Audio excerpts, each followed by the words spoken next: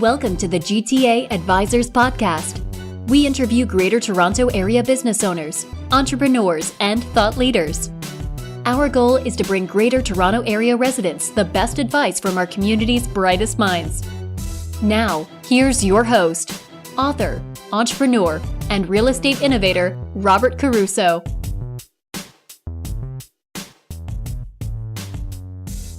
Welcome, everyone, to another episode of the GTA Advisors Podcast. I'm Robert Caruso. I'm here with Dwight Nelson from Bodies to Envy. Dwight, this is not your first time on this show, obviously, and we are going to have a monthly podcast together. So this is the first of the monthly series that we're going to start.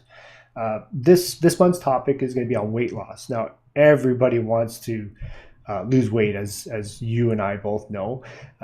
So basically what we've done is between your sources of your clients, people you work with, maybe your online community, you've basically come up with a bunch of questions that people always ask on a regular basis on how they can lose weight. So basically, if you're ready, Dwight, what we can do is we can go through some of these questions. Everybody knows you. You've been, like I said, you've been here before. You've been interviewed twice now. This is now the third time you've been on the show. So people want to learn more about you and what you're doing. We definitely have the other podcasts, which I'll post in the show notes. But do you want to talk anything about what's going on with you today and how things are going in your business and how you're helping people at all? Or Yes, right now, as of the 2017 this year, this year we're in, already March, I can't believe it, it's arrived so quickly. What I'm finding is a lot of advanced age people are now coming into the facility more so than ever before, being aware of the importance of getting healthier. There's also a lot of people that want to do things at home more so now. So the trainer on the run, trainer on the go, we call it a mobile trainer. That services now is very much in demand in our industry, and a lot of people are taking advantage of having trainers come to their home, not always to even do a workout with the individual, but to talk about what can we do as a couple, as a group, how can I eat better. So the wellness coach factor is coming into play, where you're going into homes and setting up people and, this should go, this should stay. And so it's becoming a lot more personalized, the industry now. It's a really good thing to see that. Mm-hmm.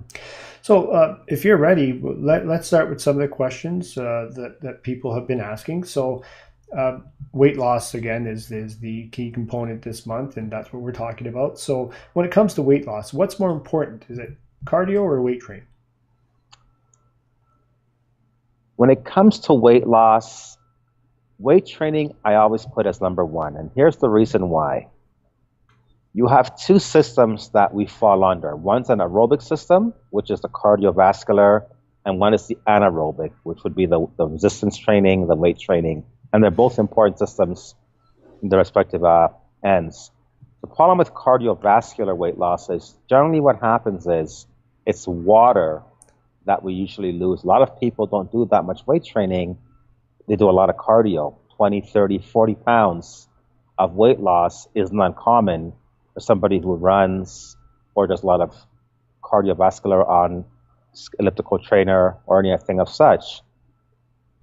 But when they're also losing that water, they're also losing muscle, because muscle is also a fuel source. So a lot of runners, if you look at the runners' bodies, especially runners who do marathons, they're always very thin, frail individuals with very low muscle density. When you lose muscle tissue, you also lose bone density, which is very important not to lose. So when we say weight loss, we don't want to lose bone density or muscle tissue, and a lot of cardio or excessive cardio can cause that.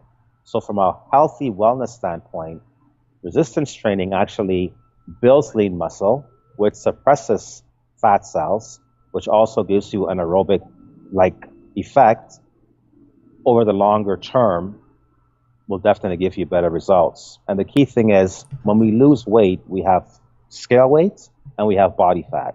And people often relate weight loss to what the scale says. Now, if you're an Asian lady of Asian descent, a 23-year-old female, and an Italian, let's say, female of the same age, same height, odds are if they don't do any exercise, let's say they're just regular people, the odds are the Asian would probably be the lighter of the two because she's got a smaller bone structure and her lifestyle has been of such. So when we talk about weight loss, well, if we're of different body types and of different lifestyles being brought up, 123 and 123 may not be the same when it comes to the individual. So we have to understand that weight loss pertains to you as an individual, not what a book says and not what we've been told to believe. There's no set number. So weight training will always give us the best outcome based on our particular body types and protecting us from muscle loss and of course, bone density loss. We don't want to ever have that. That'd be the best route, in my opinion, weight training. So should there be a combination of the two, or? Both should be definitely utilized, most definitely. Living the busy lifestyles that we live in, the times we live in today, generally the average person I find has 3 days they can free up to do exercising with. And if the goal is weight loss and you've got only 3 days to work with, I would say do 10 minutes of cardio, maybe 15 minutes of cardio. Time management is important. If that person has 2 hours to use, then we can take advantage of that. But if they only have 1 hour to use, then we have to take advantage of that 1 hour. So let's say we have 1 hour to use. Let's say do about 10 minutes of cardio and then do the other 50 with resistance training. If you have 2 hours, I'd say do 20 to 30 minutes of cardio, maybe an hour and 15 of weight training, and then go back to cardio as a cool down would be the best balance over a 3-day period. So if you can put 2 hours away 3 times a week, cardio for 20 minutes to 30 minutes prior weight training, and then maybe 10 minutes after hour and 15 of weight training would be the best combination. And you would see some very good results if you're consistent. Now, I was the next one of the other questions is, somebody's always asking, well, you touched on this a little bit. So how many times a week should somebody work out for in the duration, which you did touch on a little bit, but obviously you got different people at different levels. And ultimately, I think, I know that the best way to sort of figure out what that is to have like a consultation with you and to work with you to at least find out exactly where, because everybody's different. Like you said, you have 2 different people from 2 different backgrounds. They're obviously going to have different goals, right? So obviously they need to come and meet with you and sort of work with you to figure out what the best is, right? So, but on average, I mean, so 2 to 3 days or 3 days is probably at least a good start, you're thinking, to? It's a great start, because the one thing that happens a lot when we sign up at gyms, and we've all done this, we sign up, we're gun-ho, I'm going to go to the gym 6 days a week. We get into this excited, overwhelmed, ready to rock and roll type of thing, and we put too much on our plate, and we don't allow for ourselves to adapt. And adaptation is always starting off with what is minimal, and then increasing it periodically as time goes on. So when I say 3 days a week, it's a good start every other day, let's say, to get the person that wants to get active and not get discouraged by overwhelming themselves by doing too much at once, comfortable in a workout regime. Sitting down with a personal trainer or a wellness coach prior to getting active is always a good idea, because you want to always have that direction. And some people are dealing with injuries and issues that may hinder their performance and their results, where a wellness coach, a trainer can at least evaluate these things, give you a diagnostic on the best movements to do, exercises to do, stretches to do, to give you the best workouts when you go into the facility to train. Safety first. Absolutely. How about eating and working out? Is it better to train with an empty stomach or a full stomach? Or obviously full doesn't make sense. We've all heard the term don't run or don't swim or on a full stomach. But I mean, what is the best balance? Once again, we're all individuals that are different. A lot of my clientele that come in here are medicated, and they have to have food present for these reasons, especially when it comes to absorption of some of these medications. So they can't do anything on an empty stomach. That's special population, of course, but it's a scenario that you also encounter. And you don't have to be 60 years old. A lot of my clients are in their 30s, blood pressure medication, heart rate medication for regular heartbeats. All these things are factors. And sometimes, although for them maybe doing fasted cardio, which is empty stomach workouts, could be better, because of their situation, they're unable to do so. Fasted cardio and cardio with food present or exercise.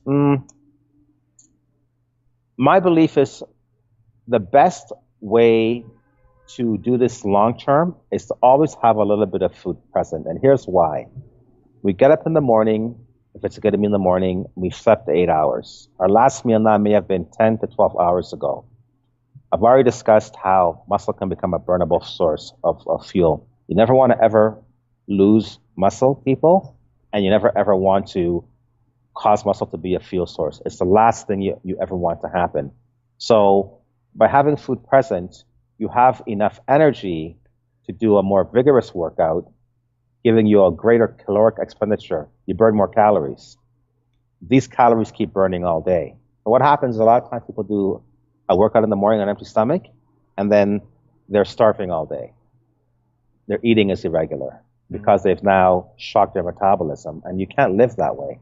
At some point in time, you're going to have to introduce food because as your day goes on, you're going to find low energy levels, loss of motivation, and all these things. So if you can do fasted cardio initially, that's great. But once again, this is a lifestyle, people. This is forever.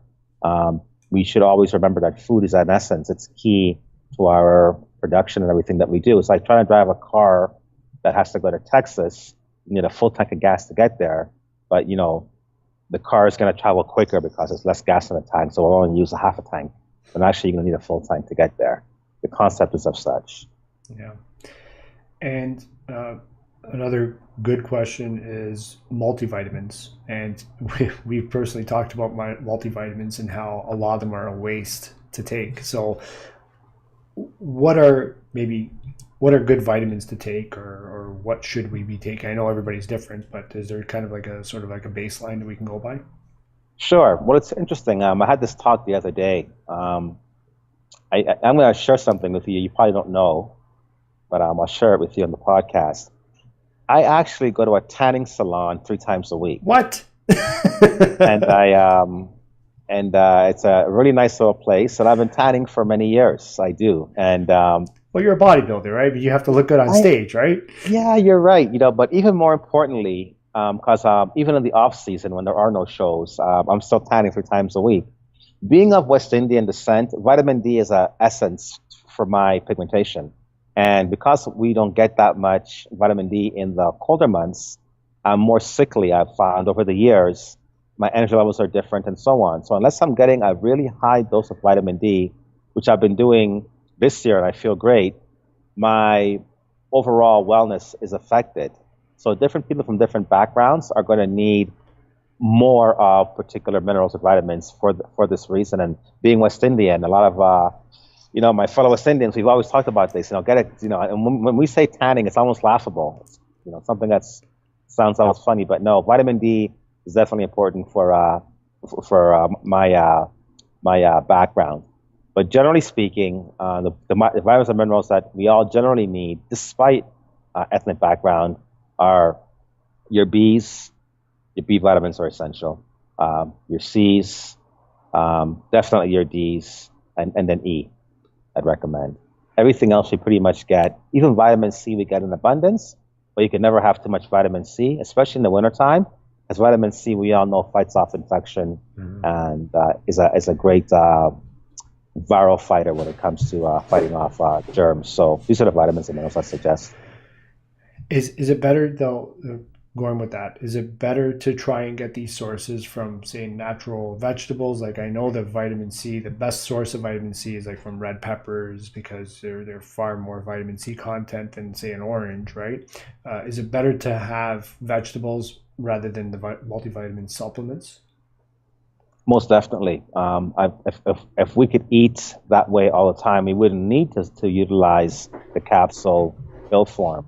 Mm-hmm. And once again, going back to our talk of what's better to do with an empty stomach exercise or with food present, as another example why we need food present, because these minerals and vitamins aid us in how our abilities, to metabolize, how you feel. You want to get up feeling good. Some wake up, they're sluggish, and they're still going to go do an hour cardio. I don't know how they do that. They have nothing. So, yeah. I wish we lived in a time, Rob, where we were able to get our foods and our minerals and vitamins from our foods. Unfortunately, we are not. Although you're right, that vegetable source is definitely the best source of vitamin C. We just don't have enough of it. So, although I hate saying it, I truly believe that we all need to add capsule form or liquid form supplementation in there, because I don't think we're getting enough of it. Our foods just aren't. I eat very well, and I'm still not getting sufficient amounts of nutrients that I need. So unfortunately, we're living in a time, it's only going to get worse, where I feel, yeah, we now have to be looking at supplementation to get these essentials. Mm. Yeah, because they're ruining the food, right? I mean, they're mass producing it. They're adding so many chemicals, and even organic. I mean, do you think organic? Obviously, it's supposed to be better, but is it really organic? That's the question I've always asked, right? Because just because it's grown in places where they have no, say, maybe pesticides or anything like that, but where did the seed come from? Is it truly organic? That's my question, right? I mean, is it truly organic? But anyway, I guess that it is a better choice than going normal, right? Non-organic, I should say. Most definitely. Unfortunately, everything that we buy, especially in the Western world, I mean, we do have fruits and vegetables that are farmed in our great country yearly. But once again, there's acid in the rain that comes down. There's chemicals that we're taking in that's coming down. I mean, look outside, all that salt that we have out there right now on the roads, that's a chemical that is a poison to us. But yet it's going into the land right now as we speak, that same land that we're going to plant our vegetables in come the spring and eat from in the fall. And all that salt, when you think about it, it has to go somewhere. So clearly our fields are covered in this, and we're getting that in our foods. These are some of the things that are happening out there. Mm-hmm. Right now, I mean, even right here, just in my walkway, there's enough salt to, melt a mini iceberg, if you would ask me. So this is part of the problem, and we're a part of our own demise because we need to have our roads safe and everything else. But yet, we have to also remember that it's also going to cause an effect when it comes to our food consumption, because everything we know goes back into the ground no matter what. Yep. So even organic is questionable. Yeah. Going back to the questions here. So is it important to be, how important is it to be on a diet while you're exercising? So obviously we're talking about somebody who needs desperately to lose weight. Is it important to be on a special diet while they're exercising? Or? Mm-hmm. The diets, or I like to use the term meal plans, because diets are always short term. They're hard to follow. They're unrealistic. This is supposed to be for life, because a diet is supposed to be for life. You want to always keep your numbers at a reasonable place, but at whatever you feel those numbers are. So I would say sensible eating is definitely the way to go. And that's based on your lifestyle. If you're a mother who gets up in the morning, gets to school, high stressful job, your dietary intake will be different from the single lady who doesn't have the same stresses, and so on as well. So you have to find the proper food source for your lifestyle. We often follow these diets that a bodybuilder designed for a bodybuilder, or a fitness athlete, female, who did bikini, had followed for 5 months before her contest. And these are the diets that we follow, and it's not realistic. So that same bikini athlete would go on a different eating structure after that diet, because no one can live that way. And if they can't do it, none of us can do it. I'm an athlete as well, as we all know. I compete a lot, and I have to diet, in a sense, quote unquote, 4 months prior to a show, despite my level of fitness maintaining, which I do, but I have to restrict a lot of things. But after the 4 or 5 months, I mean, let's face it, your lifestyle will change. So eating sensibly for your individual requirements is really the answer to that question. And once again, a wellness coach, nutritionist, dietitian can help you dramatically in that area. Mm-hmm. Given that most of the listeners of this podcast are over the 40-year-old range, what should men and women over 40 focus on? Is it more weight training or more cardio? I know we talked about it before, but let's talk about age a little bit. Men and women you're referring to, or is it specifically women you're asking? Men or women, obviously there's a difference, but maybe you can touch on both. Sure. So for men in their late 30s, we lose testosterone quite rapidly going into our 40s, let's say from 37. It's not uncommon to see this happen prematurely nowadays based on our dietary intake and lifestyles. The most important thing we can do as men, I'll go to the men first, is dramatically increase your weight training. Keep your testosterone levels as high as possible. As the testosterone begins to drop, here's how you know. Our bellies begin to really come out. Although we haven't changed our eating very much, that stomach is beginning to grow. What's going on? It's been fine for years. Okay, what's up? So that's because there's a change hormonally happening internally. And our testosterone is dropping and our estrogen levels are probably going up. So in order to offset that, and when that begins to happen, once again, we then start looking at bone density issues and other conditions that come of this change of hormones that are happening internally. So men, my best advice, weight training, get your cardio in there, but if you only have to make a choice for one, keep your weight training very high. What's high? 3 to 4 times a week, every week. And this will at least help to slow down, because we can't stop these changes. We can only slow these changes down. Preservation, to allow us to have a more healthier lifestyle. We'll often find cholesterol issues and all these other issues begin to happen when our hormones change that were never ever a problem before. And these are all precursor to what's happening with the hormones. Women, same thing. Women don't have much testosterone to begin with. And when they turn 40, they go through a situation often known as menopause, somewhere in that stage, which is a really big adjustment for some women to make. They could weigh 130 pounds all their life. When menopause hits, they're now 160, and they can't understand it. They haven't changed their eating. So once again, when we look at eating versus hormonal change, you don't have to change your eating for your body to go in a direction you don't want it to go, because it will do so anyways. So we have to remain diligent and make sure that we get our weight training in for men and women alike. I train many, and I advise, try it, upping your weight training, and you'll see what happens. The problem a lot of people make is they up their cardio.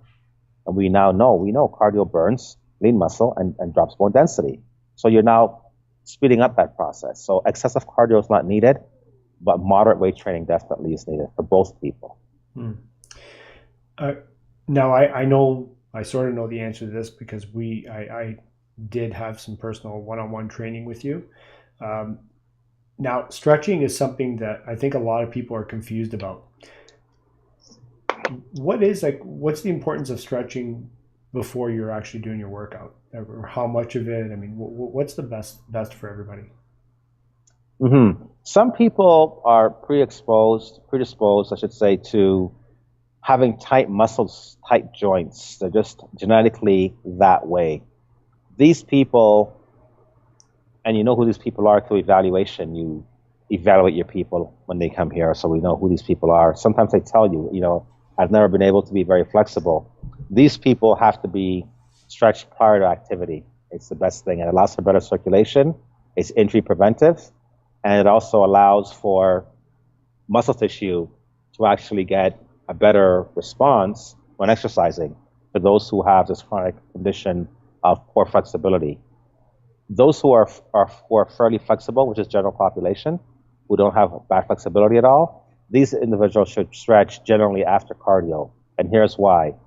The problem with stretching somebody who is not warmed up is you also have a borderline of injury there, because sometimes these muscles aren't lubricated, the joints aren't lubricated, and sometimes a little bit of a tweak in motion can cause little strains or micro tears in muscle tissue that can be uncomfortable. But when you're warmed up, now we have our heart rate up, our blood is flowing, we're flushing toxins, and our mobility in our joints is the number one thing that we want is better. And we can get better flexibility in after cardio has been done.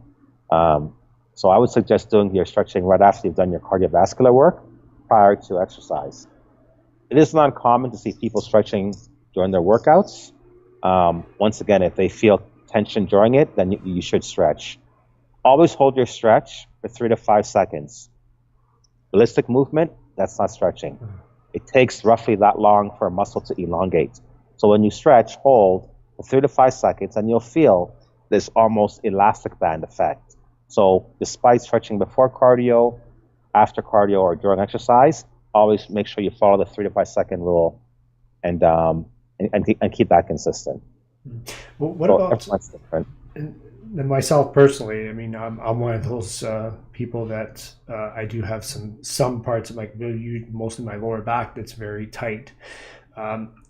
When I'm stretching, I mean, I try to stretch to the point where there's no pain, right? Or just a little bit of because having pain in that lower back, should we stop before the pain starts, or is it okay to feel a little bit of pain, or is it going beyond it obviously will hurt us, right? Right. So especially when we're dealing with chronic issues of such, chronic lower back, chronic shoulder, a bit of discomfort isn't uncommon, and it's totally fine. What's a bit of discomfort? What's the best analogy, Dwight, to let me know what a bit of discomfort is? A bit of discomfort is when you're able to perform the exercise, the stretch, comfortably enough where you're able to hold it for 3 to 5 seconds. If you can't hold for 3 to 5 seconds and there's a lot of discomfort, odds are you've gone beyond. So that 3 to 5 second rule allows us to adjust and adapt for a range of motion that is comfortable for us to perform a stretching. So just being aware of this is uncomfortable for me to do this, I have to hold it this long. Let me ease up a little bit. That's a bit more comfortable. I still feel tension, but I can do the stretch. And you want to be thinking along those lines. That's great. Thank you. So you already touched on, so a little bit after your cardio, and maybe even sometimes during your workout if you're feeling a little bit of tightness or stiffness, but after the workout, is it also advisable to do some stretching as well? Most definitely, especially if you're somebody who's, once again, dealing with a lot of flexibility issues. Some people with a bad lower back, I would advise to stretch after they've done their exercises, just to ensure that everything is elongated nicely. You may have done some back exercises that may have put some lactic acid in the area. So you want to be able to get up in the morning and not feel too much tension back there. So from an injury prevention standpoint, the chronic person should. But if you feel okay afterwards and you think you're fine and there's nothing really pressing, you should be okay to walk away without having a stretch. But if you feel, you know what, I still feel a bit of tension, or I want to make sure that my lower back in the morning isn't too bad, let me just do a few more stretches, is totally fine. Okay. So very customized there. And again, I mean, consulting with you is probably the best thing anybody can do, I think, because at least you can do something that's personalized to the actual individual. So what about timing? When is the best time to work out? Morning or night or afternoon or whatever? We always burn more calories naturally in the AM hour once we've woken up, simply because the body is fresh. Your physical being is in a different state. You haven't dealt with work. You're not under duress. Your mind is free. Your body is equally as free. As the day goes on, we're dealing with different stresses from our commitments, the demands that were placed on us, and often these things are factors. You know, you often hear, Dwight, I meant to go to the gym at 5 o'clock after work, but I was asked to stay back because we have a big project that was dropped on me today. Yeah. And often these are the things that affect us when it comes to consistency. So the morning is good for these reasons. If you can get up and do your exercising before your daily commitments, then at least whatever happens throughout that day, you've gotten your exercise in. So not only do you see more changes because we're fresh in the morning and you can be more active, you're able to be consistent because whatever happens in that day, you've done your workout and nothing is going to change that. I myself love working out in the morning. It's been what I've been doing now for the last 15 years. So that's my favorite time. Once you find too that your energy levels are elevated, you're going in ready to go versus having to be almost, you go into work driving in half asleep sometimes. So once you've worked out, I'm sure you feel like you're ready to do a day. You're ready to go. You're the first person at that door. Absolutely. And on top of that, I can outlast many people way into the nighttime hours. I mean, as you know, being in real estate, I mean, most of my work is at night, especially these offers and stuff like that. I've gone till 2-3 o'clock in the morning sometimes, and people are like half asleep and I'm still raring to go, right? So because the energy levels just stay up there because of working out early, right? This is it, and that perfectly for me would be the best scenario. Unfortunately, I don't have that option yet. I'm jealous of you for that, but definitely, the quality of life, it definitely changes. I tell people who have never done it, try it for a week. Give yourself a week of morning workouts with your commitment to your days, and see how you feel. And you're right, this energy charge, this ever-ready battery, is always ready to go when you do it. And you're right, you'll outlast the person who sleeps till 10 o'clock in the morning. And although you're up at 6 doing your workout, they're ready to go by 9 p.m. Mm-hmm. And I think your memory is a lot better too. How do you find the memory overall? Like as far as, remembering things, and sometimes we forget small details. I think the workout, I don't know if it helps you with that. I gotta say, I mean, not like you, but sort of.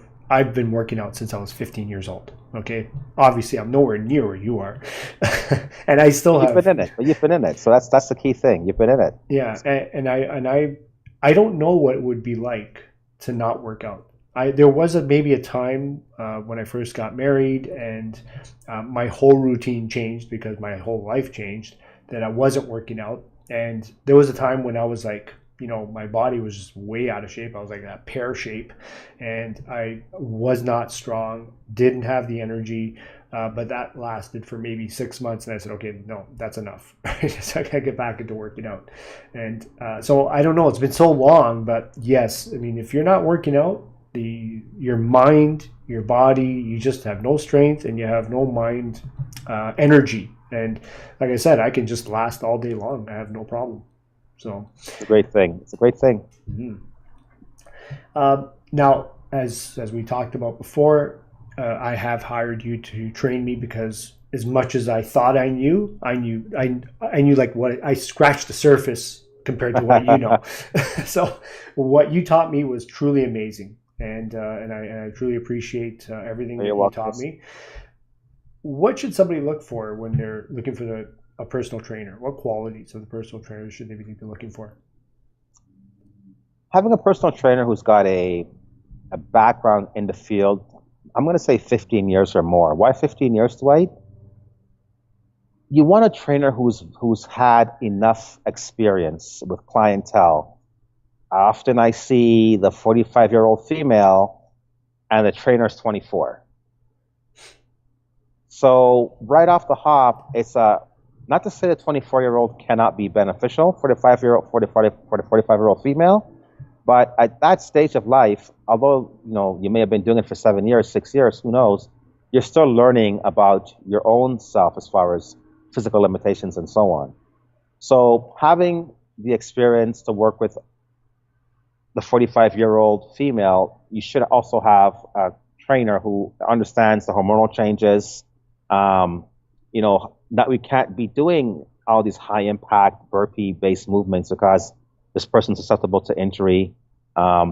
So finding a trainer that has the ability to aid you in your goals is number one. And the best route for that is by going and speaking to trainers, sitting down with them and asking key questions to find out what's in your best interest. I've had cancer in the past.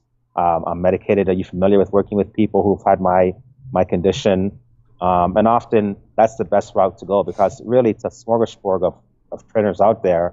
Some are only good at boot camp. They're only good at working with small groups. They're not very good at personalized training, or you may need personalized training. So you need to have a trainer who not only has the education, the degree. The degree is a small factor because the experience outweighs that. There's just certain things you cannot learn in school.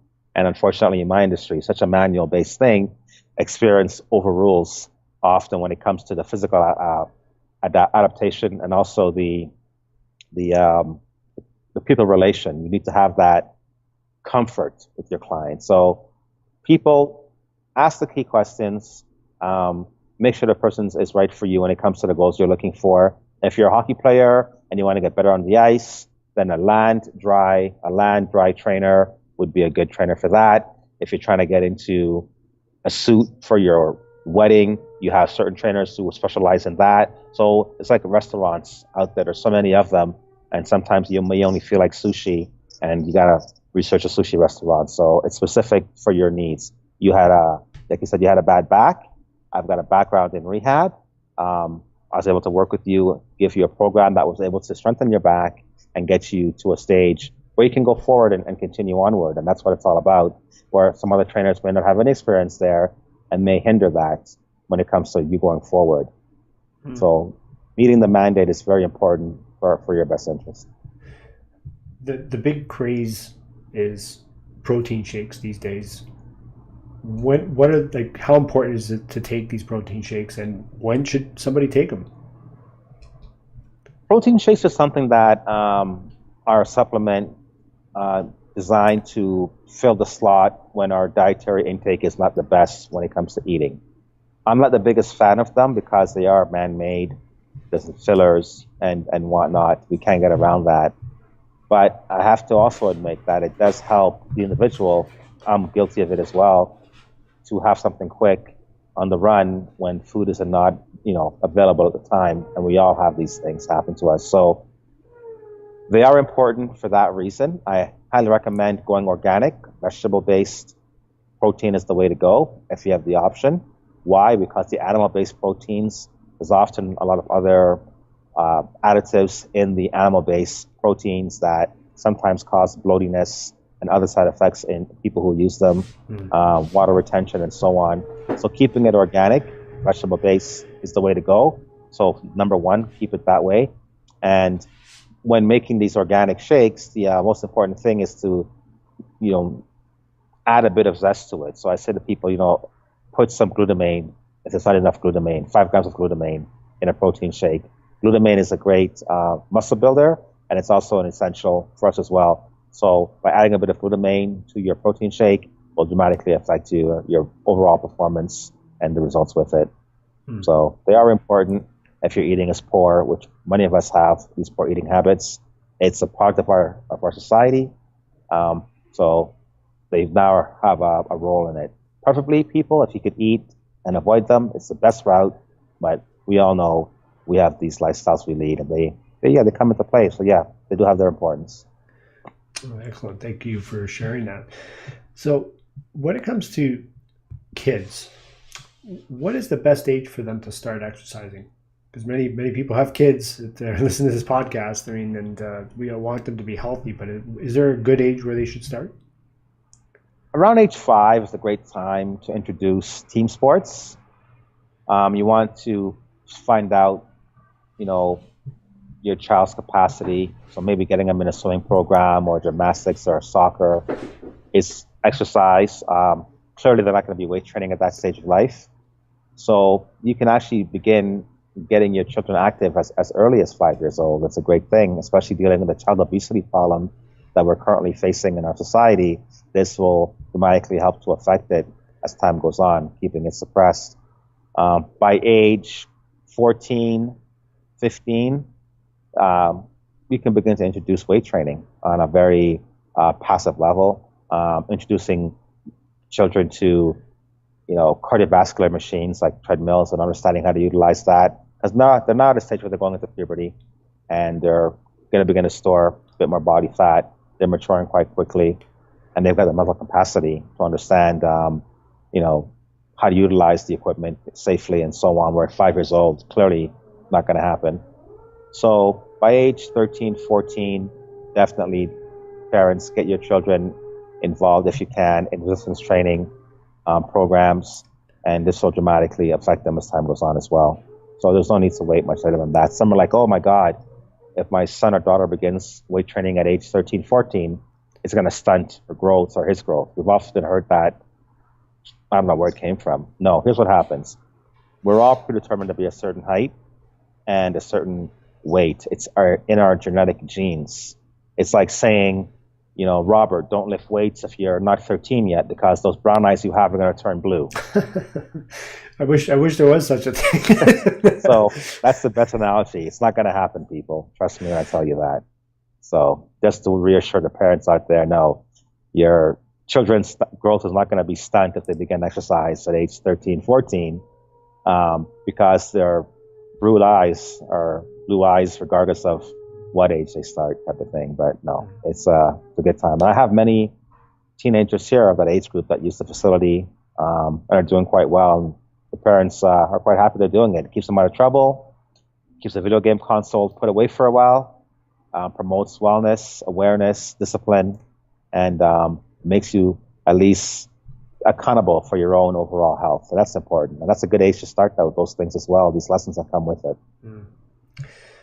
Well, Dwight, it was a real pleasure to have you on again and to start this new monthly series. So we haven't decided what next month's podcast is going to be about, but we'll definitely get the feedback from your clientele and your network to see what people are wanting to know, because you're just a wealth of information. Like, you just have so much good information to give to people, and I appreciate you sharing this with all our listeners and your listeners as well. It's been fantastic. Thank you. Well, I like being on the show. I'm always happy to speak with people because it's an information overload out there, and sometimes the answer is such a simple answer, we just didn't realize it because we have so much other insight and we're reading things. And my role is to educate and to let people know in the best I can, which routes to go, because we all have some interest in that, if not exercise, maybe eating better, or we know somebody that we'd like to see do better. And that's really what my role is, to pass it on to help others as well. And we have, as we all know, there's a lot of fitness shows out there. Fitness shows are happening all over the place, and more people are younger. I'm seeing 15-year-olds getting on stage now. So clearly, somebody out there is looking into this as far as taking interest in it, and just having the direction is really important. So I'm happy to be of help. And I look forward to our next podcast. Thank you very much. Thank you. And we will talk for sure next month. Okay. You have a good day.